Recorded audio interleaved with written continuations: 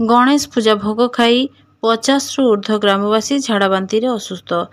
गतकाली बांगरीपोषी block Bhuasuni panchayat राया गाँ school रे गणेश पूजा अनुष्ठित होइथिला। गणेशंक ठारे लागी होइथिबा चूड़ा भोग ग्रामवासी मानक मध्यरे बंटा होइथिला।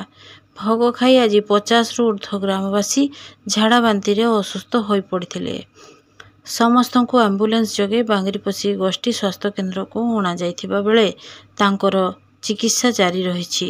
असुस्थଙ୍କ ମଧ୍ୟରେ छोट छोट पिला एवं उभय महिला पुरुष रहिछन्ति।